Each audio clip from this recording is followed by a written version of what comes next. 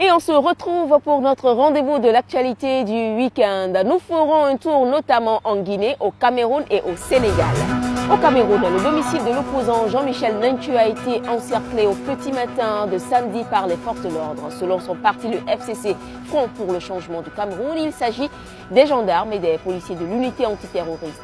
L'opposant poursuit qu'il s'agit d'une manœuvre d'intimidation du pouvoir au moment où le parti se préparait à tenir la réunion de son comité directeur.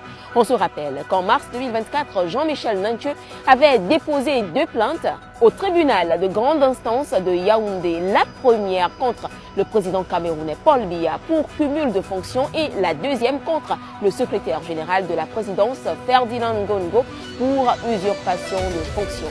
L'autre actualité du week-end, c'est en Guinée où le porte-parole de la présidence, le général de division Amara Camara, répond aux accusations selon lesquelles la Guinée abriterait une base étrangère.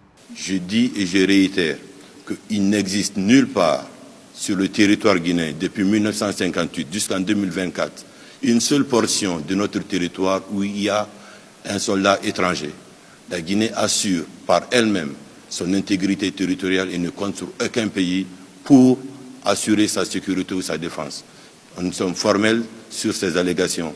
Une autre chose que nous voulons porter à la connaissance de l'opinion nationale et internationale, c'est que nous ne sommes pas ce pays qui servira de bastion ou de base ou une quelconque force pour déstabiliser un pays voisin. On est formel là-dessus. C'est une insulte pour la nation guinéenne de dire qu'il y a une base étrangère en Guinée. Vendredi au soir, Mamadi Doumbouya, par un décret qu'il a lui-même signé, s'est autoproclamé général d'armée. Par la même occasion, il a élevé 16 autres militaires à divers rangs. Au Niger, les autorités dénoncent la décision qualifiée d'unilatérale du groupe Orano de suspendre la production d'uranium. La société des mines de l'Aïr est l'une des filiales du groupe Orano qui exploite de l'uranium dans la région nord du pays.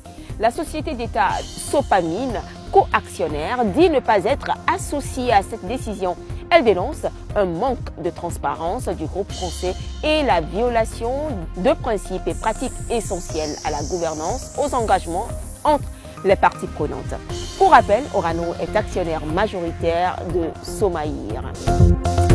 Au Sénégal, Bassirou Diomaye Faye a condamné des scènes de violence signalées ces derniers jours lors de la campagne pour les législatives du 7 novembre. Bassirou Diomaye Faye a annoncé avoir ordonné une enquête afin de poursuivre les auteurs et de les faire condamner, quel que soit leur parti politique. La campagne électorale se poursuit jusqu'au 15 novembre. 41 listes de coalitions et partis politiques sont en lice pour 165 sièges à l'Assemblée nationale. Et puis un petit mot sport. Le Marocain Moursine a remporté le maillot jaune du vainqueur dimanche après la 10e et dernière étape du Tour international du Faso.